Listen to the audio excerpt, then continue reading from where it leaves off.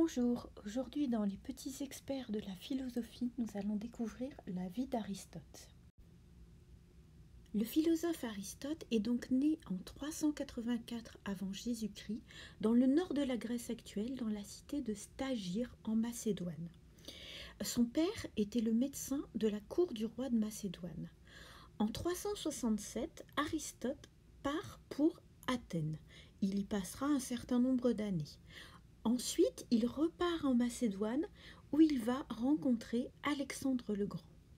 Après un certain temps, il décide également de retourner à Athènes pour fonder sa propre école, le lycée. Il y restera jusqu'en 383 avant Jésus-Christ. Et puis, à la fin de sa vie, le climat commence à être un peu compliqué. On se méfie des Macédoniens, on se méfie des philosophes.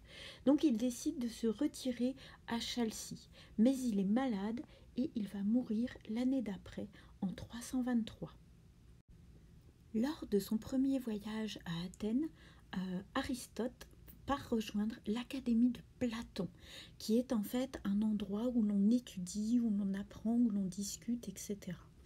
Donc en fait, il va rester 20 ans, d'abord comme élève de Platon, puis ensuite il va devenir professeur de l'Académie.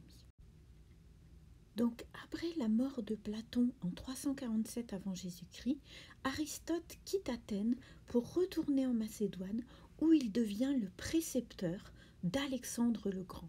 Il est donc le professeur de l'un des plus grands conquérants de l'Antiquité. Il revient ensuite à Athènes où il fonde sa propre école, le lycée, ou aussi appelé l'école péripatéticienne, parce qu'il enseignait en marchant le long des années à ses élèves. Aristote a beaucoup écrit pendant sa vie.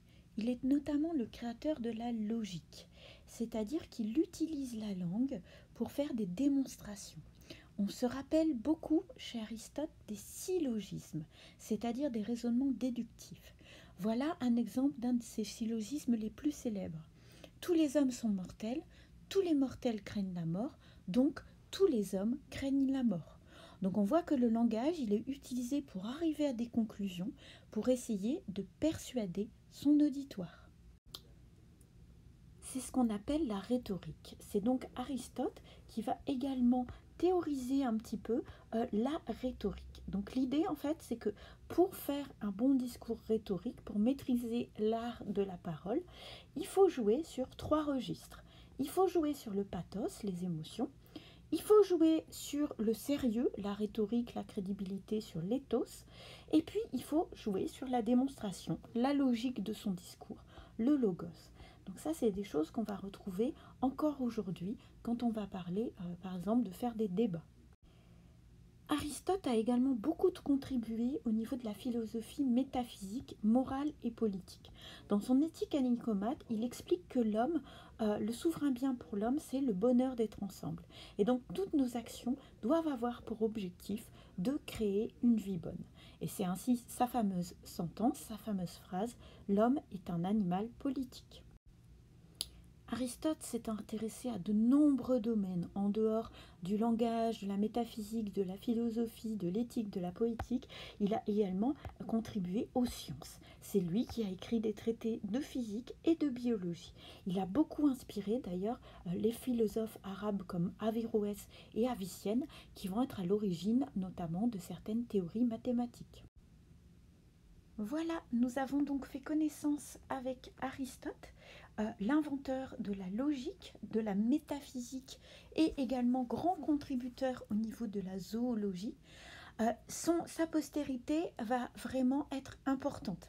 La philosophie aristotélicienne, elle va avoir une grande influence sur les penseurs du Moyen-Âge, que ce soit les philosophes arabes ou les philosophes occidentaux.